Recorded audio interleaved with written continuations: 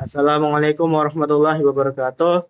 Saya Zainal Akmal Ataullah dengan NIM 23, beserta rekan saya Ahmad Najib dengan NIM 56. Di sini kami akan mempresentasikan mengenai materi perkuliahan komputasi bergerak bagian Wi-Fi.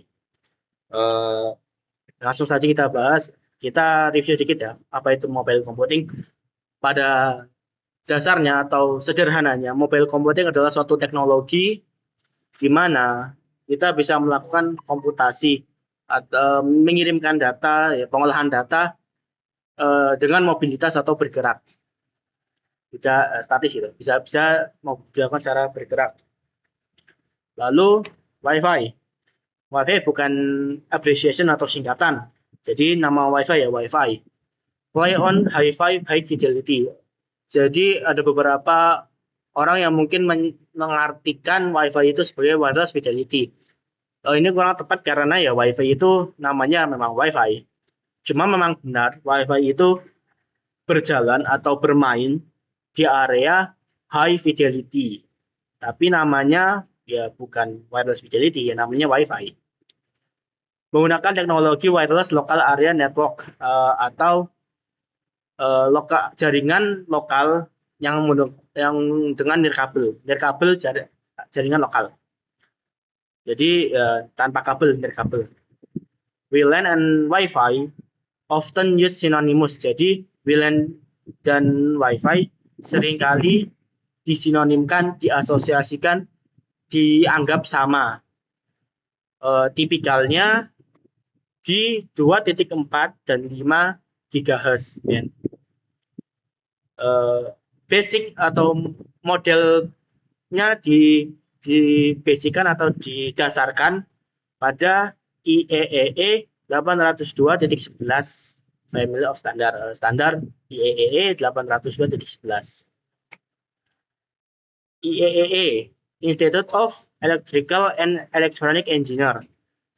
Jadi ini sebuah institut yang mengestablish, yang membuat, yang mengembangkan atau yang membuat sebuah grup yaitu 802.11 di tahun 1990.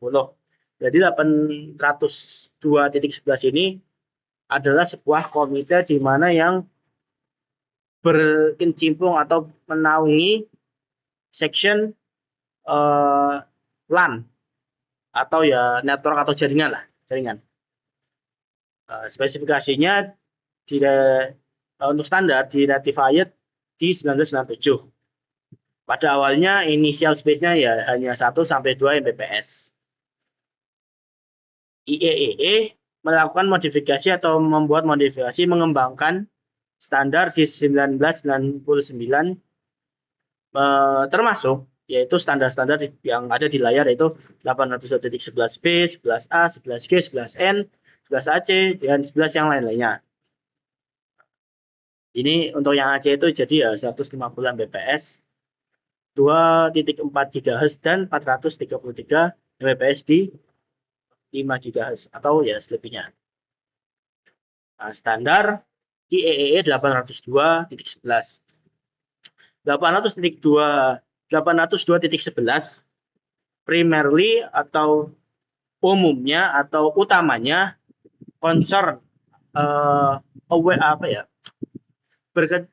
berurusan atau concern memahami atau ya menangani layer paling bawah dari OSI model, yaitu data link layer dan physical layer.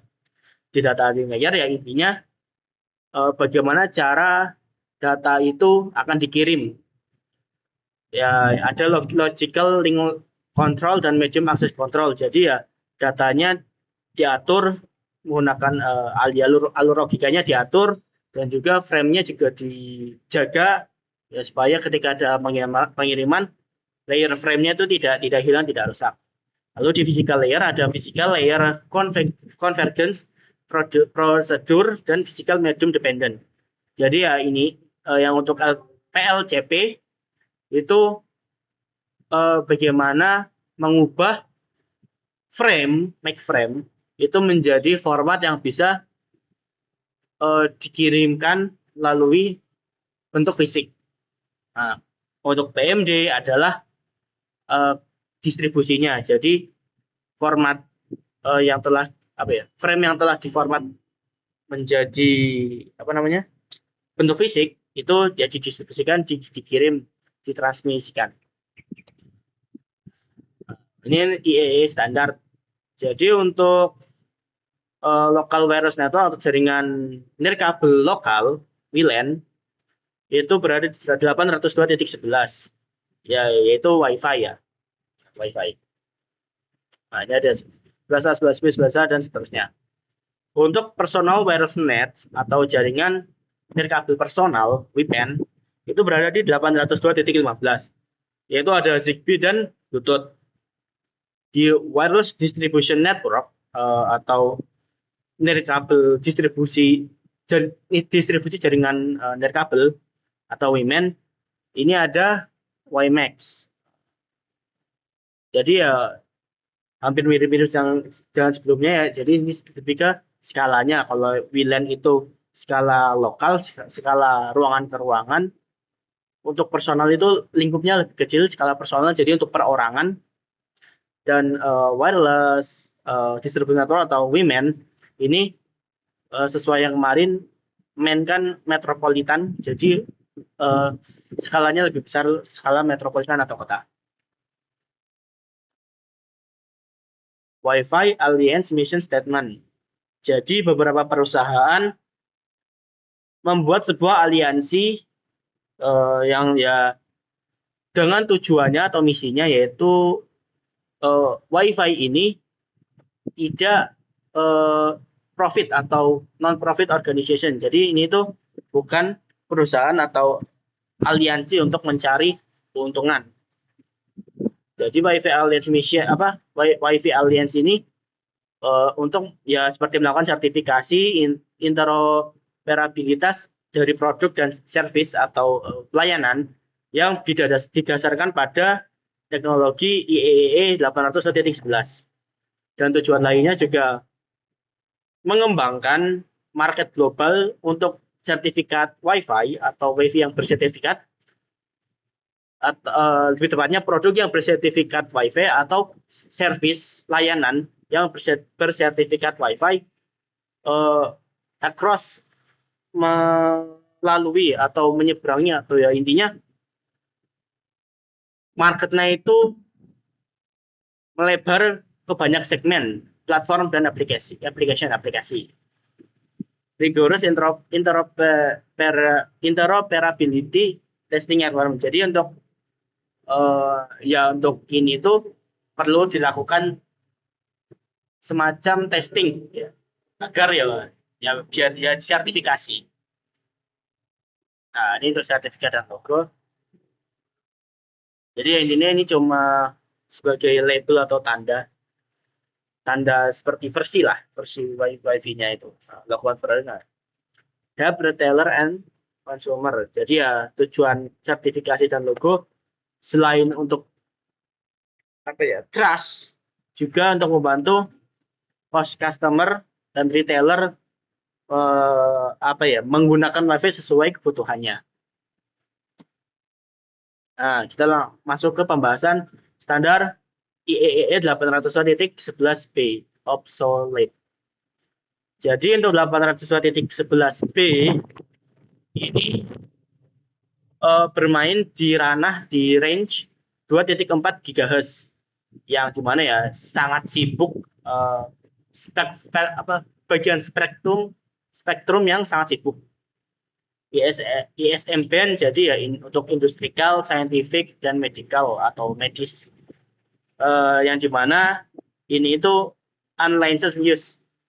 Jadi unlicensed use di sini bukan berarti konotasi ilegal ya atau negatif. Jadi lebih ke arah karena tidak ada license, jadi lebih bisa dipakai secara luas. Jadi tidak perlu seperti bayar ke pemerintah atau yang bayar lisensi gitu.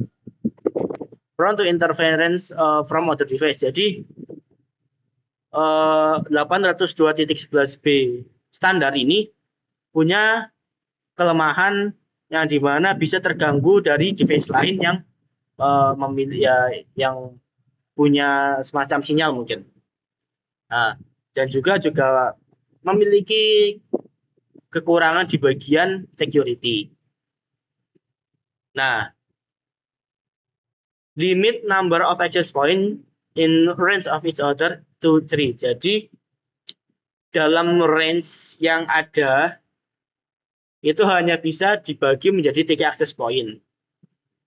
Nah, jadi dalam satu range itu punya 11 channel yang dimana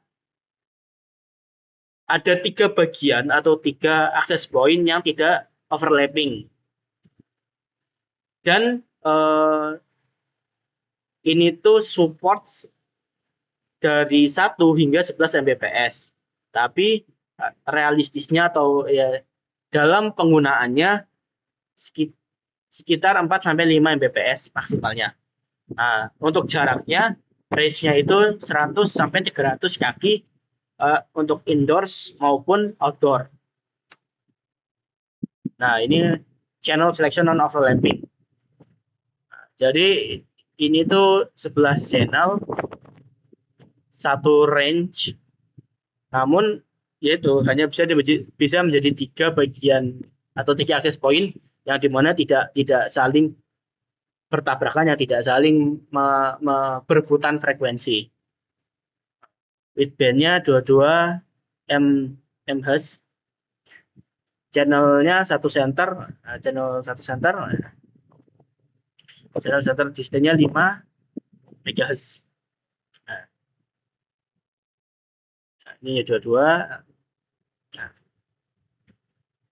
Lalu untuk 802.11g standar yang 802.11g itu adalah extension atau perpanjangan atau ya versi baru, bisa dikatakan versi baru dari 802.11b yang pertama tadi. Hanya saja dengan masih memiliki kekurangan yang sama di bagian security dan inference dan gampang terganggu. Jaraknya lebih pendek dari yang 802.11b, tapi memiliki kemampuan untuk backwards compatible with 802.11b. Jadi ketika di range 11G ini mendeteksi adanya standar 11 yang B yang pertama tadi, maka 11G ini mampu switch atau berpindah atau transisi dari 11B atau 11G ataupun sebaliknya secara halus, smooth.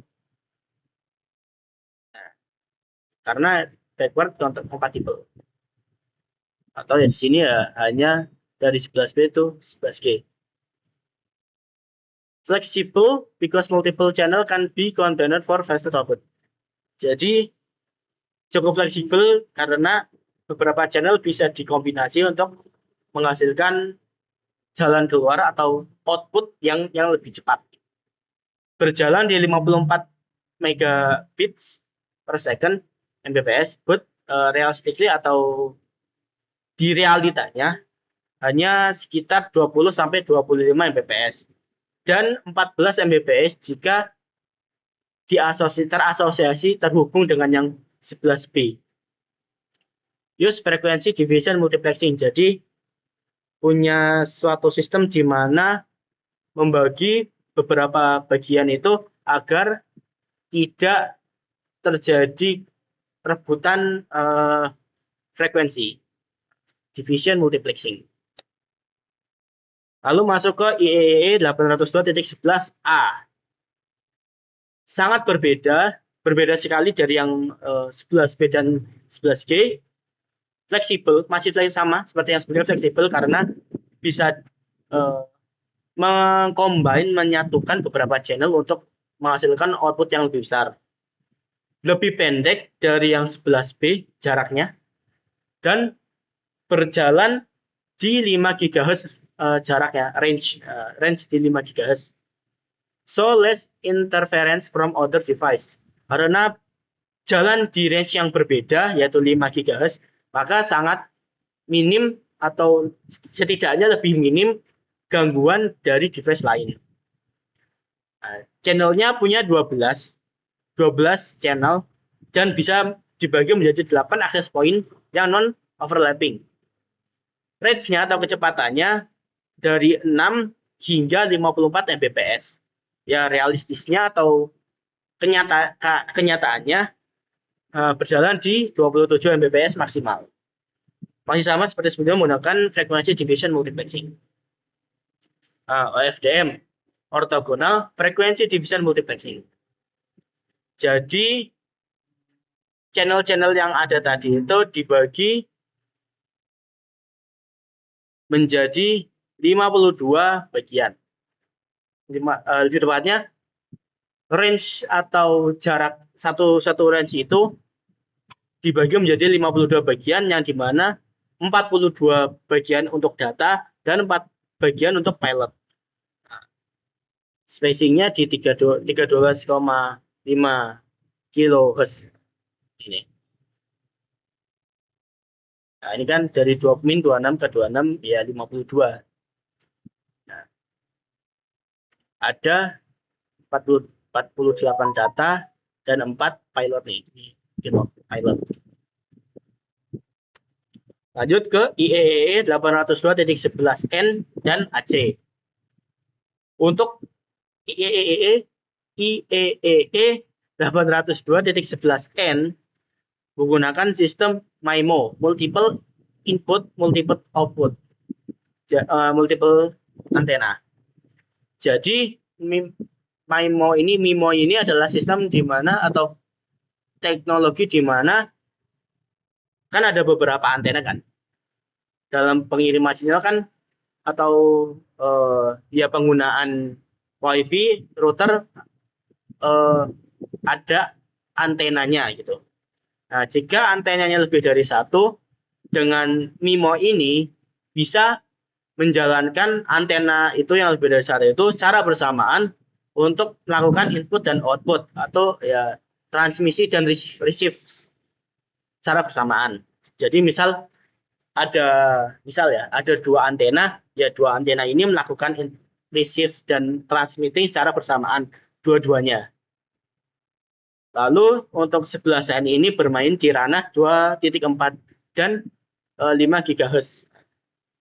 Data range up-nya up to 150 Mbps di single antena. Nah, untuk range atau jaraknya berada di 230 hingga 820 kaki feet untuk indoor maupun outdoor. Nah, untuk IEEE 802.11 AC bermain di ranah 5 GHz. Data rate-nya mulai dari 150 untuk yang 2.4 GHz hingga 433 Mbps untuk yang 5 GHz di single antena. Range-nya ada di 115 feet untuk indoor. Nah, untuk bagian infrastruktur dan ad hoc akan dijelaskan oleh rekan saya Ahmad Najib.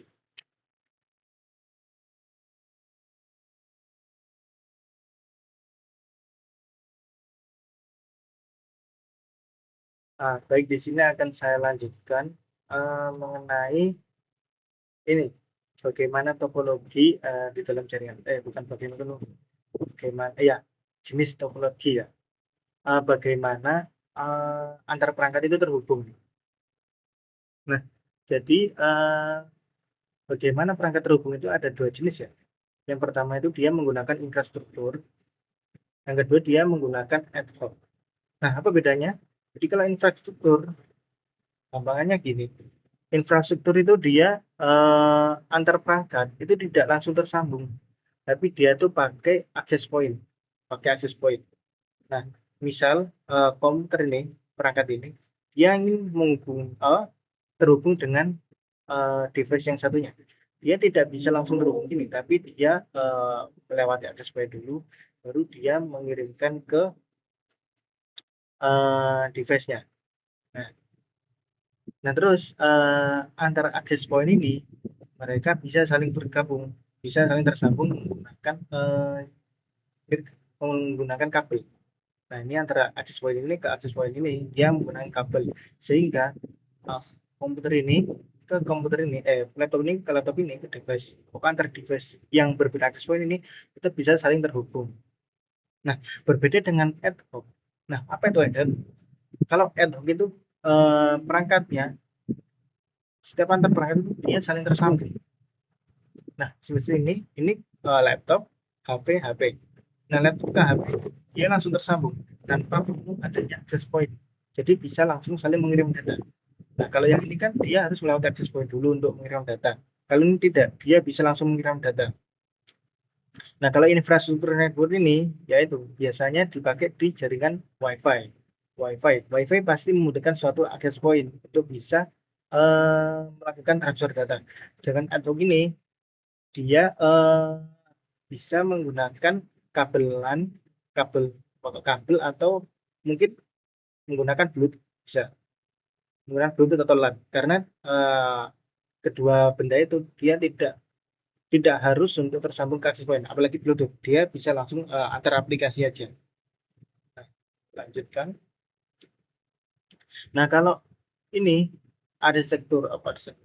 Nah, jadi ini adalah kalau arsitektur ini adalah arsitektur dari infrastruktur. Jadi gimana sih kalau bentuknya infrastruktur itu? Nah, kalau bentuknya infrastruktur itu ya seperti ini. Nah, yang pertama dia terdapat station. Station ini adalah device-nya, device atau perangkat yang memiliki akses secara langsung ke access point atau terhubung langsung ke access point. Yaitu adalah terminal dengan akses mekanis akses untuk ke perangkat wireless dan memiliki kontak radio ke access point. Jadi dia ini terhubung secara frekuensi, terhubung langsung secara frekuensinya. Nah, ini juga ya. Nah, di sini contohnya ada stasiun 1 ya berupa ini, stasiun 2 ini, stasiun 3 ini. Nah, kemudian ada juga basic service set atau ini. Ini adalah sekumpulan dari beberapa station yang menggunakan frekuensi radio yang sama yang diberikan oleh access point. Nah, jadi kan di sini access point itu menembakkan sinyal, mengeluarkan sinyal. Nah, sinyal yang frekuensi sinyal yang disebarkan oleh access point ini dan langsung tersambung ke station.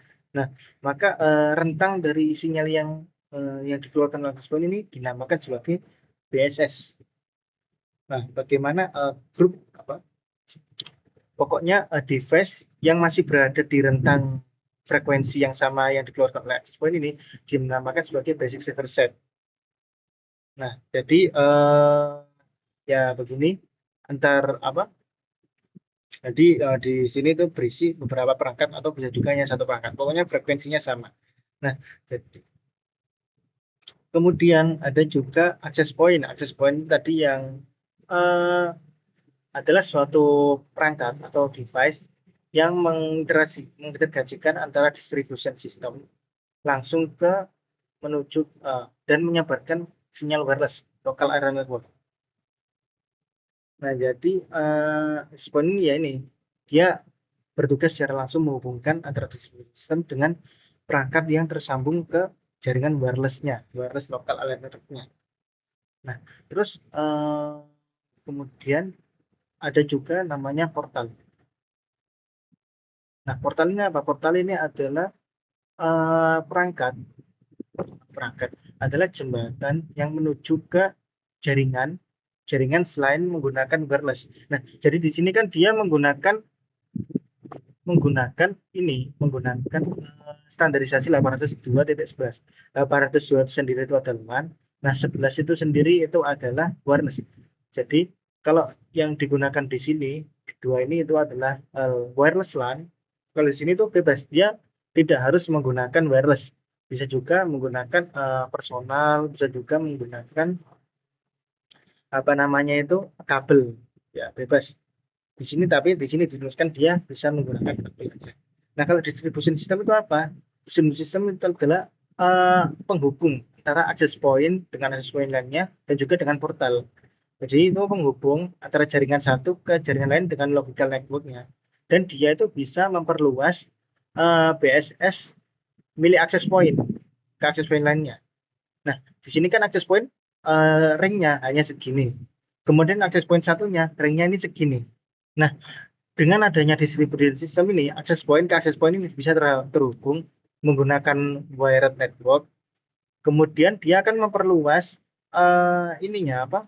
Rentang jaringan local area network-nya, dan dia bisa dinamakan sebagai ESS atau Extended Service Set.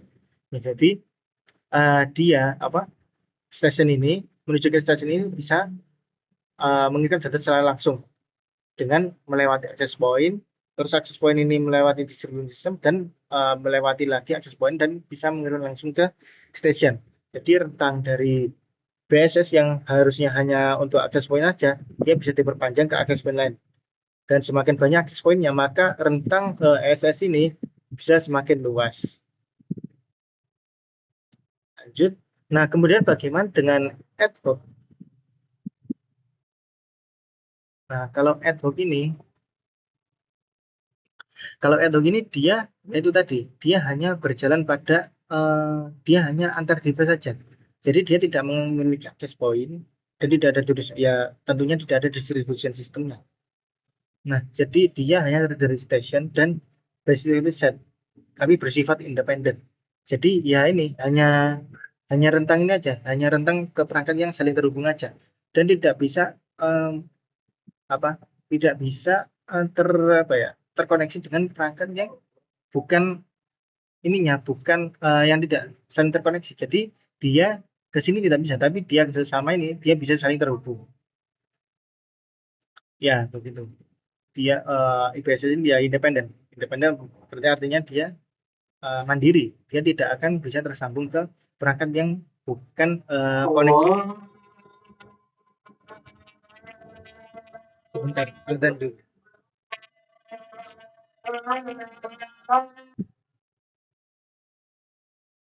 Kemudian saya lanjutkan. Nah, jadi di infrastruktur network ya ini tadi ya. Jadi dia terdiri dari ini access point, terdapat access point, dan dia kalau yang kemarin kita jelaskan dia itu membentuk sebagai topologi bintang.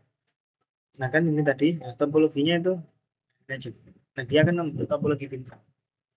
Nah karena kenapa? Karena ada satu yang menjadi pusat utama persebaran sinyal tersebut. Kemudian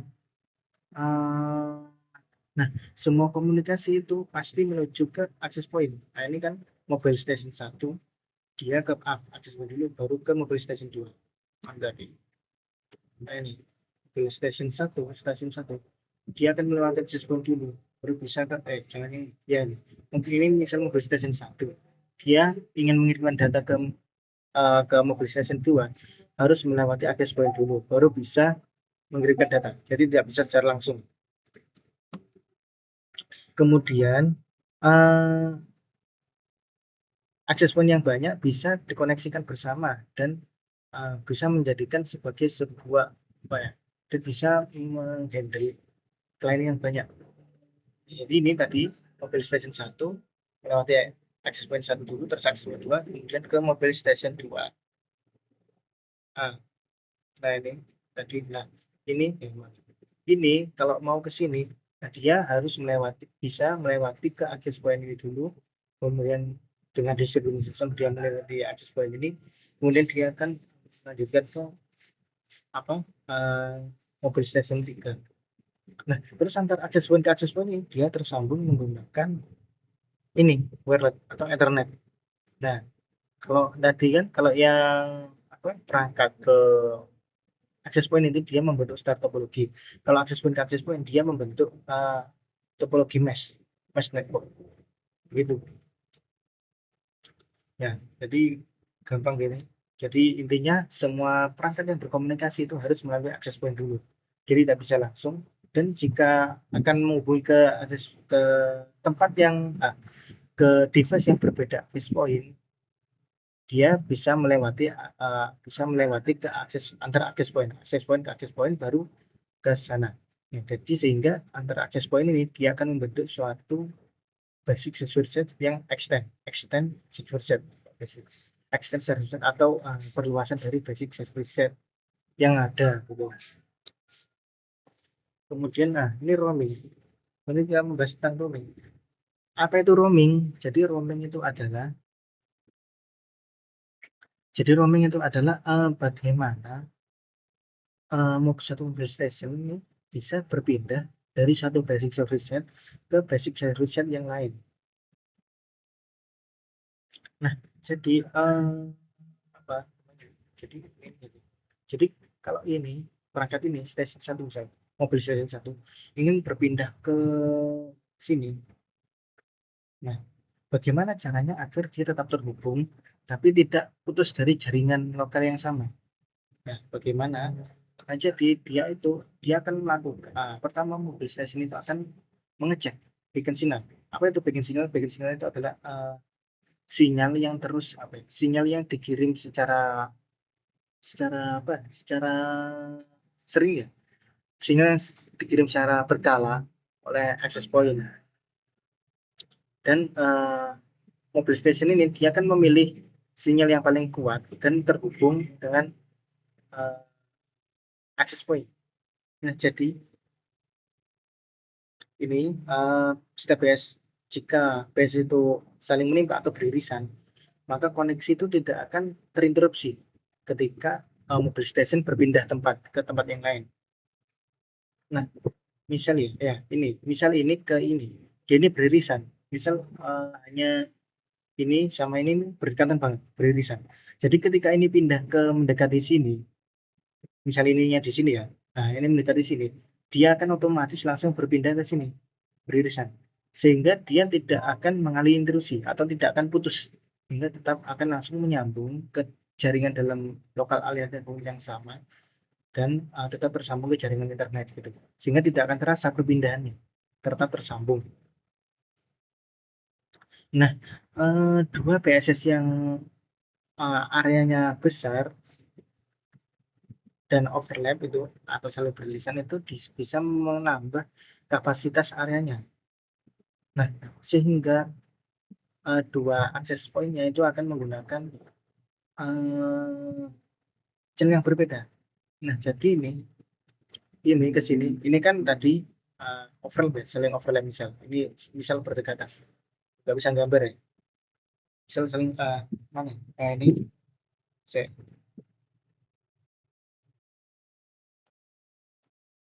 Wah, nah dari tadi ya. Ya ini. Nah, ini kan ini dengan ini saling berdekatan. Saling berdekatan ya. Nah, misal ini sama ini saling berdekatan. Nah, nah kan saling beririsan. Jadi ketika ini pindah ke sini, dia akan langsung berpindah sinyal ke sini. Nah, bagaimana cara kan karena ini yang dengan ini itu saling bersambung, maka area biasanya ini akan luas, Nah, terus gimana caranya agar dia bisa seperti itu, bisa beririsan cuma tidak mengganggu frekuensinya? Kan itu jelas. Misalnya frekuensinya sama, frekuensi sama. Misalnya ini channelnya sama dan ini channelnya sama, maka yang ada dia akan mengalami rebutan frekuensi. Sebentar ada komat.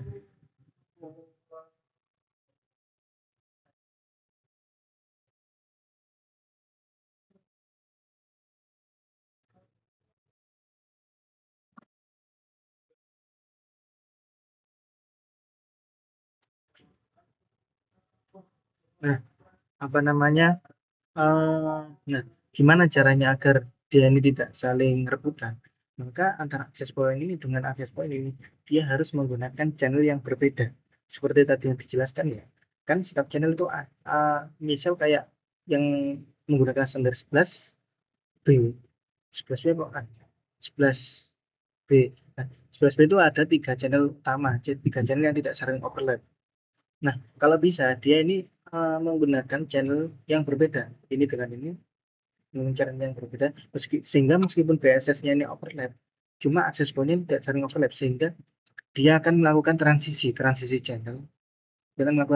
channel, sehingga tidak akan rebutan frekuensi dan bisa langsung segera tersambung ke jaringan internet gitu.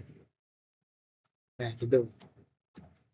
Nah, Kenapa demikian? Karena ya tadi, kenapa menggunakan diversion agar tidak terjadi tadi rebutan, agar tidak terjadi rebutan frekuensi, dan tentu eh, perangkat mobile station bisa langsung segera berpindah access point dengan cepat dan tidak terasa gitu. Nah, kemudian di sini kita akan membahas bagaimana sih kalau perpindahan data di dalam MAC layer itu yang menggunakan standar 802.11. Nah, jadi di dalam MAC layer ini, MAC layer, saya jelaskan dulu MAC layer. MAC layer itu, tadi kan dijelaskan, MAC layer itu kan digunakan untuk mengatur agar tidak terjadi collision pada saat perpindahan data antar perangkat ke perangkat yang lainnya, antar antar baik antar station ke access point maupun station ke maupun access point ke access point. Nah, jadi di MAC layer ini itu akan diatur berdasarkan prioritasnya. Nah, jadi di sini tuh akan dibedakan, akan terdapat ini interframe space. Jadi setiap frame ini akan terdapat jeda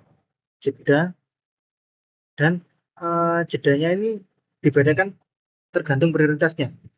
Nah, terus di dalam MAC layer ini tidak ada garansinya dan tidak ada prioritas keras. Jadi misal datanya hilang, maka dia bukan tanggung jawab dari MAC layer, hanya tanggung jawab dari layer yang di atasnya. Dia hanya bertugas untuk menyampaikan apakah frame yang di sini tuh ada yang kurang atau gimana, atau ada yang rusak gitu. Cuma tidak bertanggung jawab untuk mengirimkan ulang data yang rusak atau frame yang rusak. Nah, apa aja prioritasnya? Jadi yang pertama ada IMS, SIFS atau Short Interframe Spacing. Nah, dia digunakan untuk prioritas yang tinggi seperti untuk acknowledgement, read to send, dan respon yang butuh untuk cepat. Nah, dan untuk polling yang membutuhkan respon cepat. Kemudian ada PFS yang menggunakan PCFISS atau yaitu interference space. PCF interference dia ini prioritasnya medium, digunakan untuk sinkronisasi waktu atau untuk media, kalau yang saya tahu untuk media atau membutuhkan perpindahan data tapi secara medium. Kemudian ada juga DFS, dia ini digunakan untuk data distributed coordination function, dia ini digunakan untuk mengirimkan data, nah, dan berprioritas rendah. Nah, jadi apa sih bedanya antara tiga ini? Nah, bisa kita lihat di sini. SCFS ini dia rentang waktunya lebih sedikit dan lebih cepat, berarti alias lebih cepat. FS ini tengah-tengahnya. Kalau DFS ini dia lebih lama karena dia prioritasnya lebih diakhirkan. Nah, jadi perbedaannya ini di waktu jeda antara setelah mediumnya sibuk dengan pengiriman data selanjutnya. Dengan ini aja, dengan back off. Konteks ini adalah perebutan. Konteks ini yang seperti kita jelaskan kemarin, ini perebutan back off time, perebutan mana device atau station yang bisa mengirim data duluan gitu. Dan baru bisa mengirim frame data. Device ini ya tadi ya, dia itu jarak antar frame yang membedakan ya ini tadi seberapa cepat dia mengirimkan itu. Nah, oh iya, semisal di real mediumnya kosong dan kurang dari DFS, kurang dari rentang waktu DFS, maka dia bisa langsung mengirimkan frame yang akan dikirimkan gitu. Lanjut, nah, kemudian bagaimana dengan hubungannya dengan ini? Hubungannya dengan CSMA atau CSMA collision avoidance access method. Nah, jadi ini adalah penerapannya ya. Nah, jadi kan contention ini kan backup tadi kan. Nah, jadi ketika suatu station ini siap untuk mengirim data, maka dia akan mulai membaca, mendengar apakah medium itu maksudnya itu ya, apa namanya? Medium itu tempat atau saluran tempat perangkat itu mengirimkan data. Bisa LAN atau wireless atau channel internet tadi, channel frekuensi yang sudah dibagi-bagi tadi, yang 3 atau berapa tadi, 3 atau 8 tergantung dari standar yang digunakan. Nah, jadi ketika stasiun ini mengirim data, dia melihat dulu apakah kosong. Kalau misal mediumnya kosong dan dia kosongnya itu waktu kosongnya itu kurang dari lebih dari DFS, waktu rentang tunggunya DFS, maka dia bisa langsung mengirimkan frame-nya. Tidak perlu menunggu back of time gitu. Back of time, slot time. Nah, kemudian jika masih sibuk, maka dia akan menunggu dulu DFS-nya. Menunggu DFS-nya selesai. Oh ya, DFS ini tergantung tadi ya. Tergantung datanya yang akan dikirimkan apa. Kalau misal data biasa, maka dia menggunakan DFS. Jika dia data penting atau kayak RTS atau keadilan, maka dia akan menggunakan SIFS. Ya tadi SIFS. Nah, kemudian sesudah menunggu DFS, dia perlu lagi melakukan pengacakan random back of time seperti yang kemarin dijelaskan, seperti pada materi yang sebelumnya. Jadi setiap perangkat yang akan mengirim data ini dia akan mengacak waktu mengacak waktu untuk menghitung mundur, sehingga setelah waktunya habis baru dia bisa mengirimkan data. Nah, ini adalah salah satu prinsip dari collision avoidance untuk mencegah adanya collision. Nah, kemudian setelah selesai, maka dia baru bisa mengirimkan frame yang akan dikirimkan. Ya, ya begitu. Nah, setelah backup ini selesai, kemudian kok malah mediumnya ini sibuk, maka dia akan menghitung sesuai sisa waktu yang ada, atau bisa juga dia freeze gitu. Nah, ini adalah penerapannya. Ini contohnya bagaimana station ini merebutkan mediumnya. Nah, di sini bisa kita tahu yang datang duluan itu adalah paket. Paket yang datang duluan itu adalah milik stasiun 3. Stasiun 3 datang. Nah, karena waktu tunggu karena ini kan kebetulan masih kosong. Karena waktu kosongnya medium itu lebih besar daripada tes, maka dia bisa langsung mengirimkan data, sehingga dia membuat medium yang menjadi sibuk, dan stasiun 1 yang mengirimkan paket pada saat waktu tunggu DFS-nya stasiun 3, dia harus menunggu lagi hingga mediumnya ini tidak sibuk lagi. Nah, sehingga ketika stasiun 2 dan stasiun 5 mengirimkan paket, maka dia karena ini masih sibuk, maka dia harus menunggu semuanya, dan secara bersamaan akan langsung ke sini dan menunggu DFS, selama rentang waktu DFS-nya ya. Nah, ini dia akan langsung ke sini semua, stasiun 1, 2, dan 5 ini secara bersamaan. Nah, kemudian secara DFS-nya selesai, maka mereka baru akan menghitung random back of time. Nah, bisa kita lihat di sini, yang duluan dapat siapa? Yang duluan dapat waktu terkecil adalah stasiun 2. Maka stasiun 2 bisa langsung mengirimkan data, sehingga membuat mediumnya ini menjadi sibuk. Sedangkan yang lainnya karena tahu kalau ininya sibuk, dia akan melanjutkan perhitungannya. Stasiun 1 melanjutkan perhitungannya, dia akan besar ya. Terus stasiun 5 dia akan juga melanjutkan perhitungannya. Nah, kemudian stasiun 4 datang. Nah, kemudian kan ini masih penuh dong. Nah, kemudian ketiganya kan ketiga 1 sama 2 ini selesai. Dia akan tetap menunggu sampai ini selesai. Kemudian dia akan lanjut menunggu ke DFS-nya secara serentak. Dia akan menunggu secara serentak ke DFS-nya. Kemudian dia ketiga ini mereka ini akan kembali menghitung back of time-nya. Kemudian siapa yang dapat? Nah, karena back of time antara stasiun 4 dan stasiun 5 ini berbarengan, maka dia terjadi collision. Nah, maka dia akan mengirim data bersama dan terjadi collision. Nah, untuk setelah terjadinya collision ini, maka mereka akan langsung menghentikannya. Nah, sedangkan pada DFS, pada station 1, karena dia tahu kalau di sini dia rasa sibuk, maka dia akan melanjutkan perhitungan back of time-nya. Nah, karena ini tadi sudah sibuk ya, sudah selesai karena collision ya langsung berhenti, maka mereka akan lanjut menunggu DFS-nya, waktu DFS, dan kembali menghitung waktu, kembali merandom back of time-nya.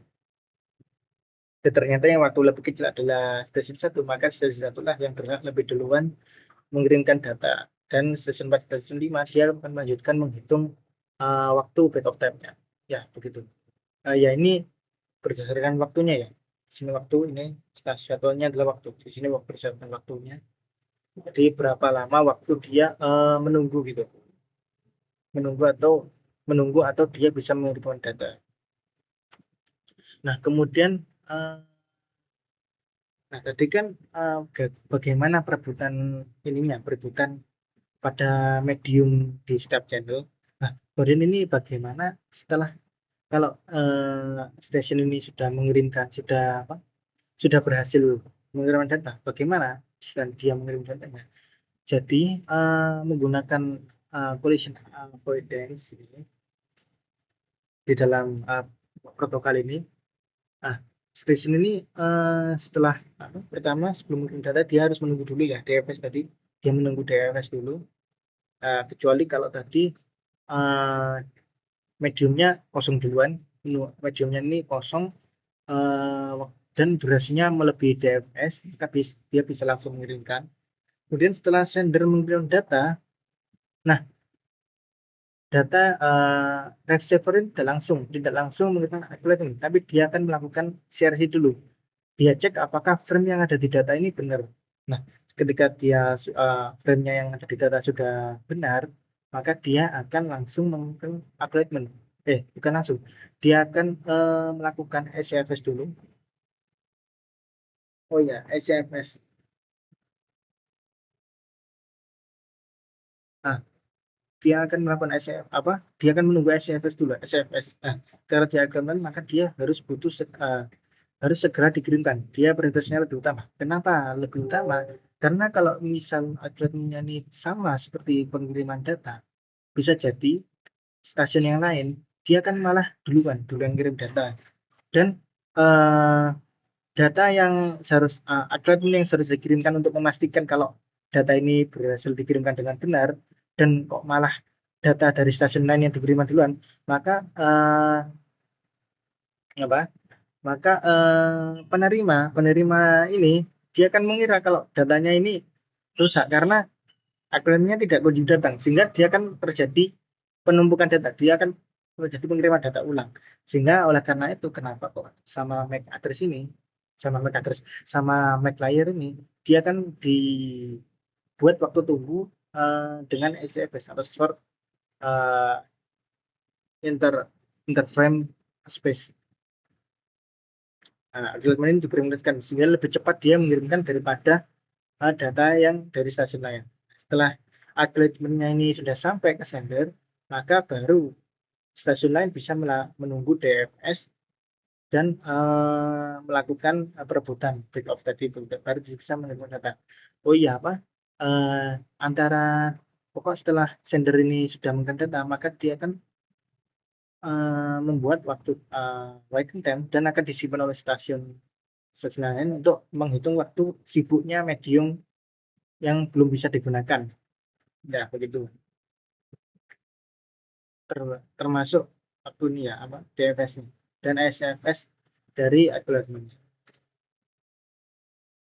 Nah, kemudian ini lebih lanjut lagi, dan seperti yang sudah dijelaskan kemarin, sebelum mengirimkan, agar tidak terjadi collision, maka sender ini mengirimkan request to send dan receiver mengirimkan request to send. Jadi station ini dia akan mengirimkan request to send setelah sebelum mengirimkan request to send, dia akan menunggu dulu tadi, menunggu waktu DFS-nya, menunggu durasi DFS-nya. Kemudian setelah DFS-nya selesai, maka dia akan langsung mengirimkan request to send ke receiver. Nah, setelah mengirimkan ini, receiver menggunakan SCFS, menggunakan waktu tunggu, menggunakan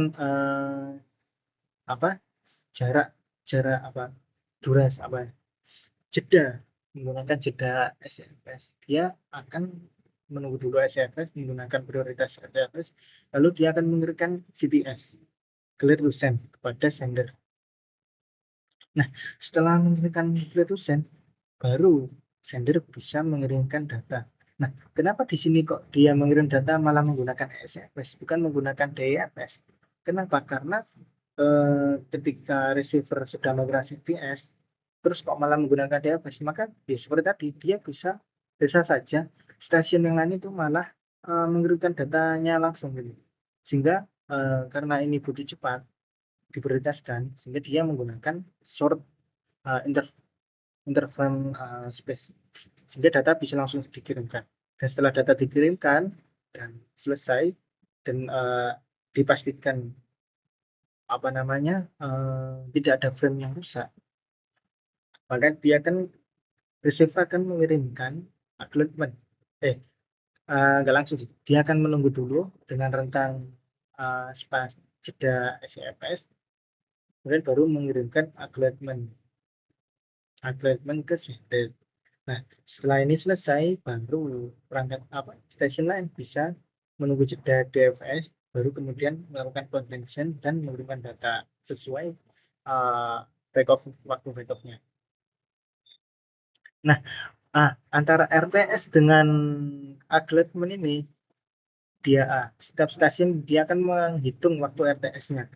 Kemudian setelah CTS selesai, dia akan memperbarui waktu CTS-nya sehingga dikurangi waktu pengiriman RTS-nya tadi. Sehingga stasiun lain bisa tahu kira-kira berapa lama dia menunggu waktu medium itu tidak lagi sibuk gitu. Nah, lanjut ya. Kemudian di MAC layer ini, MAC layer dia bisa melakukan fragmentasi. Kenapa dilakukan fragmentasi? Untuk mencegah terjadinya, misal ya datanya besar, kalau dia lanjut aja mengirim, bisa jadi di tengah jalan kan rusak. Nah, oleh karena itu, daripada rusak di tengah jalan, maka dia mending dibagi-bagi aja. Sehingga ketika satu bagian lain bisa langsung segera dikirimkan penggantinya. Bisa langsung dikirimkan penggantinya, dan ketika penggantinya sudah dikirimkan, baru bisa mengirimkan bagian yang lainnya. Jadi ini hampir sama seperti tadi ya. Sebelum mengirimkan pasti sender menunggu dulu. Sebelum mengirim RTS, sender menunggu dulu tentang jeda DFS-nya, dan baru dia bisa mengirim. Oh ya, antara fragmentation dengan acknowledgement dan fragmentation ini dia, pokoknya setiap dalam pengiriman data ini dia tetap menggunakan SFS.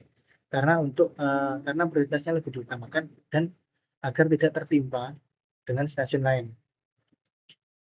Nah, kemudian di sini waktu tunggu stasiun dia akan ditambah dengan waktu tunggu ke fragmentasi selanjutnya dan acknowledgement selanjutnya, sehingga waktunya akan terus diperbarui dan baru bisa mengirimkan data setelah acknowledgement kedua dari fragmentasi kedua ini selesai, dan tetap menunggu waktu DFS-nya atau jeda antar selesainya medium kosong dengan back off pengiriman data. Yang bersama seperti tadi datanya tadi, kalau di sini datanya dijadikan satu, kalau di sini itu datanya sudah dibagi menjadi dua. Nah, kemudian synchronization using tokens. Nah, tentu kan dalam pengiriman data itu perlunya kan perlu tahu kan waktunya bagaimana, sehingga waktu ini butuh waktu berapa jedanya, ini juga berapa jeda waktunya, kira-kira channelnya sibuk itu berapa lama. Nah, tentunya perlu pensinkronisasi antara medium dengan access point dan juga dengan perangkatnya, pokoknya antar medium. Sinkronisasi antara medium dengan access point. jadi gini. Oh ya, beacon dulu. Beacon itu apa? Beacon itu adalah apa ya? Yaitu suatu sinyal yang dikirimkan secara berkala oleh access point untuk mengirimkan data berupa baik SSID, terus eh, ini juga waktu sinkronisasi untuk menyamakan. Nah, jadi gimana? Jadi pertama, access point dia akan mengirimkan waktu, bukan nilai waktunya yang dimiliki dalam interval waktu 20 milisecond hingga 1 second. Nah, ketika tahu kalau dia akan mengirim beacon frame. Beacon frame ya tadi isinya itu ada apa? Ada SSID, ada itu juga. Oh, ada waktu, ada apa lagi? Lupa ya saya itu. Nah, kemudian ketika ngirim kalau kosong maka dia akan segera langsung mengirimkan beacon frame-nya untuk kirimkan ke eh, perangkat atau medium. Nah, ketika mengetahui kalau mediumnya sibuk, maka dia akan menghentikan dan akan menunggu hingga mediumnya kosong. Jadi dia akan menghentikan ke perangkat yang tersambung dengannya sehingga perangkat ini bisa tersinkronisasi waktunya dengan aspek sehingga dalam mencegah tabrakan, mencegah collision dia bisa tahu apa dia bisa pas gitu loh waktunya sehingga kan percuma kalau misal waktunya beda, waktunya antar waktu tunggu antar perangkat itu berbeda, malah yang ada tetap terjadi collision sehingga perlunya dilakukan sinkronisasi agar waktu waktu timestamp-nya ini sama sehingga peluang sehingga waktu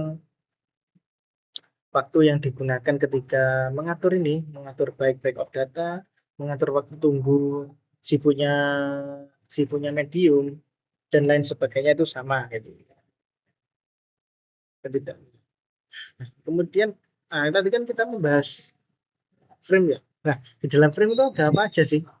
Nah, jadi di dalam frame itu ada beberapa pengalamatan. Yang pertama ini ada address. Nah, bagian-bagiannya dulu aja. Pilot ini berisi data utamanya, pokoknya data dari layar-layar sebelumnya. Dia bisa berisi data dari uh, aplikasi, kemudian diberi frame oleh layar layar transport, dan kemudian layar network. Di sini juga berisi beberapa IP, address, dan lain sebagainya. Nah, kemudian di belakangnya ada CRC. CRC itu fungsinya apa? CRC ini fungsinya untuk memastikan kalau frame yang ada di sini itu lengkap dan tidak terjadi kerusakan. Nah, dia untuk memastikan. CRC tadi itu apa? CRC itu tadi itu adalah apa? Korek buat mengecek apakah dia ini frame-nya ada yang kurang. Nah, apa bedanya dengan tadi bedanya dengan TCP? Kalau di TCP, kalau CRC itu dia tidak bertanggung jawab untuk mengirimkan ulang. Ya, tidak bertanggung jawab mengirimkan ulang. Kalau di CRC, kalau di TCP kan dia kalau misalnya datanya rusak, dia harus mengirimkan ulang. Kalau CRC tidak, dia hanya memberikan informasi, oh ini datanya frame-nya ada yang kurang ini. Nah, dia harus memberikan informasi tersebut ke sender atau ya ke sendernya, sehingga nanti oleh sender dia bisa mengirimkan ulang. Dan di sini ada address 4. Address 4 itu apa? Address 4 itu MAC address yang hanya terdapat di ad-hoc mode aja. Jadi MAC address kan antar perangkat pasti terhubung toh. Nah, antar perangkat pasti memiliki MAC address. Jadi dia hanya untuk berkomunikasi antar perangkat dalam mode ad hoc. Nah, kemudian ada sequence control. Sequence control ini fungsinya untuk mengatur urutan frame-frame-nya sehingga tidak terjadi keliruan dalam memahami urutan frame-nya ini. Sehingga dia tetap urut dan bisa sampai ke tujuannya hingga dengan akurat gitu. Nah, ini dia frame addressing di sini tuh hanya berlaku di MAC address saja. Kemudian address 3 itu adalah MAC address di mana tujuan data itu beda dengan, maksudnya tujuan data itu bisa router yang mengarahkan ke internet atau tujuan MAC pengiriman, apa namanya, misal komputer tujuan utamanya, tujuan akhir MAC address-nya itu ditaruh di sini. Nah, kalau address 2 ini dia adalah MAC address pengirimnya siapa, kalau address 1 ini adalah address penerima. Nah, berbeda dengan address 3 ya, kalau ini penerima antar perangkat aja. Oke, di sini ya. Nah, misal ini mau ngirim ke sini ya. Nah, ini ini enak menjelaskan yang mana. Nah, jadi ini kan punya sender, ini punya MAC address. Nah, ini MAC address-nya ini adalah address kedua. Kalau ini, kalau tujuan ini adalah MAC address ke apa tadi? MAC address ke, ini MAC address kedua, ini MAC address ketiga. Jadi ini adalah tujuan akhirnya. Nah, kalau ini adalah MAC address pertamanya, penerima sementara. Jadi ini ngirimkan ke sini. Nah, dia akan mengirimkan ke MAC address ini dulu. Terus kemudian oleh ini akan diteruskan hingga ke akhirnya gitu. Sepemahaman saya gitu. Nah, kemudian ada durasi. Durasi ini adalah dia menghitung kira-kira berapa lama untuk rebutan channel, rebutan medium, apakah sibuk atau enggak. Durasinya akan dimasukkan ke frame ini. Kemudian frame control ini dia digunakan untuk mengontrol atau memberikan informasi mengenai frame-frame ini. Nah, nantinya akan dijelaskan, nantinya akan membahasnya lebih lanjut. Nah, oh ya, di sini ada sih. Nah, jadi ini gambarannya ya. Jadi yang tadi address 3 itu adalah address tujuan akhirnya.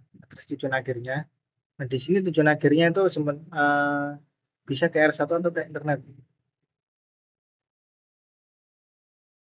Nah, nanti akan menuju ke H2 gitu. H2 atau R1. Kemudian address 2 itu adalah address pengirimnya. Address pengirimnya itu siapa? Ya, di sini address pengirimnya adalah H1. H1 dia yang mengirimkan, MAC pengirimnya. Kemudian address 1 itu adalah address penerima, yaitu address penerima sementaranya. Nah, jadi ini ke sini nanti dia akan terus berganti-ganti ini ya, address 1, address 2-nya. Sedangkan address 3-nya itu tetap, yaitu address di mana tujuan MAC address di mana tujuan paket itu akan dikirimkan. Nah, gitu. Jadi gini sederhananya. Nah, kemudian nanti di router 1 juga sama, dia kemana ngirimkannya. Maka dia akan mengirimkan ke MAC address tujuannya atau ke H2 yang ada di dalam internet nanti. Nah, kemudian tadi kan, oh iya tadi belum saya jelaskan.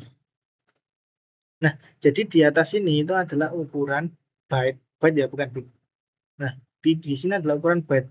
Jadi CRC ini 4 byte ukurannya, payload ini hingga 2312, address 4 ini 6 byte, second control ini 2 byte, address 3 6 byte, address 1 address 3 6 byte, durasi ini 2 byte, second control 2 byte. Nah, address itu kenapa 6 byte? Karena dia menggunakan seperti yang kita tahu, MAC address kan dia misalnya contohnya ada 1B.2, 42 dan seterusnya. Nah, dia totalnya ini ada 6 byte ukuran dari MAC address tersebut. Dan durasi tadi ukurannya 2 byte, terus kan frame control ini 2 byte. Nah, nanti duration ada durasi reservasi untuk apa menghitung waktu transmisi tadi ya. Kemudian di frame control ini ada beberapa addressing. Ada beberapa bagian lagi. Nah, frame control kan 2 byte. 2 byte itu sama dengan 16 bit. Nah, kan 1 byte ini 1 byte itu 8 bit. Nah, jadi di dalam frame control ini dia kan 16 bit. 16 bit itu dibagi lagi. 16 bit dibagi menjadi beberapa bit ya, bukan byte. Nah, yang pertama ada 2 bit berisi protokol version. Versi berapa protokol yang digunakan oleh frame ini. Ini ada type dan subtype. Dia 2 byte dan 2 bit dan 4 bit. Sini tuh mengetahui dia ini type-nya apa gitu. Nah, kayak ini dia frame type-nya ini apa? Dia tuh apakah RTS, apakah CTS atau acknowledgement atau data. Sehingga nanti mana tadi?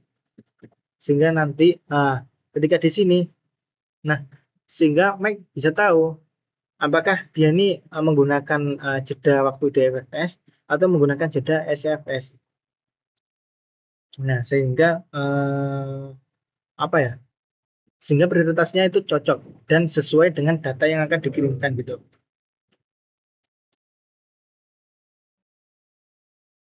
Nah, kemudian to API ini maksudnya adalah to API dan from API. Nah, apakah data ini tuh dia akan menuju access point atau dia akan apa ya namanya mengarah ke access point. Jadi dia datanya apakah dia baru akan mengarah ke access point atau dia justru keluar dari access point gitu maksudnya.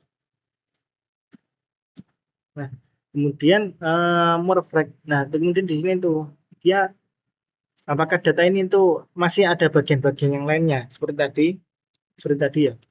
Nah, mana tadi? Nah, ini apakah ada bagian lainnya? Jika tidak ya berarti dia data apa? Jika tidak maka dia tuh kosong. Dia tidak akan berisi data apapun. Cuma tetap berisi satu file. Kemudian retry. Nah, apakah dia tuh akibat dari hasil collision? Nah, tadi mana collision? Nah, kalau dia akibat dari hasil collision, maka dia akan memerlukan retry. Nah, di sini akan berisi data. Apakah data? Dia akan berisi tentang mengenai apakah data tersebut itu merupakan data kiriman ulang atau tidak. Kemudian data power MGT, dia itu berinformasi apakah data tersebut itu dikirimkan dari perangkat yang berdaya hemat atau gimana. Kemudian ada more data ini apakah data tersebut itu memiliki data lanjutan lainnya. Beda ya sama frag. Kalau frag ini kan data yang sudah dipecah-pecah. Kalau ini apakah ada data yang saling berkaitan gitu. Kalau WP ini dia itu apa namanya? Apakah data itu memiliki dienkripsi gitu. Peletnya ini apakah dienkripsi dengan menggunakan WP. Apakah datanya? Pokoknya dan informasinya itu gitu. Kalau RSAD ini reserved, nah, kalau yang saya tahu dia tidak diabaikan, tidak selalu digunakan gitu. Nah, jadi begitu. Jadi intinya dari yang saya jelaskan tadi, jadi di WiFi itu dia terdiri dari dua arsitektur, bisa ad hoc dan jangan WiFi, bulan ya WiFi tepatnya. Dia bisa menggunakan arsitektur network dan bisa juga menggunakan arsitektur network. Ya, kalau tapi umumnya ya digunakan kan infrastruktur network karena kalau yang ad hoc ini bisa digunakan untuk kabelan. Kemudian apa namanya itu setiap access point dipastikan itu agar bisa melakukan perpindahan gitu. Perpindahan antara satu access point dengan access point lainnya sehingga tidak perlu untuk putus sambung. Nah, kalau yang tadi dijelaskan kan eh, ada beberapa standar yang justru karena berbeda standar jadinya karena berbeda standar itu atau berbeda frekuensi dia perlu disambungkan ulang. Nah, dengan roaming ini diharapkannya agar antar access point itu bisa tetap bersambung dan tidak perlu adanya koneksi ulang gitu. Terus di sini sistem kerja di MacLayer yaitu tadi MacLayer itu mengatur pengiriman data berdasarkan prioritasnya serta mengatur agar data itu gimana tidak bertabrakan menggunakan GSMA collision avoidance sehingga data di dibuat waktu tunggu dulu, waktu jeda dia berdasarkan prioritasnya, kemudian baru dia akan menghitung berdasarkan waktu random wake-up-nya. Nah, singkat ya seperti itu kesimpulannya. Kemudian jadi setiap frame atau data itu memiliki beberapa frame yang seperti ini dan terdiri dari beberapa MAC address dan juga ya lain sebagainya. Nah, Dan mungkin itu saja yang bisa saya sampaikan. Apabila ada kurangnya mohon dimaafkan. Mungkin sekian. Wassalamualaikum warahmatullahi wabarakatuh.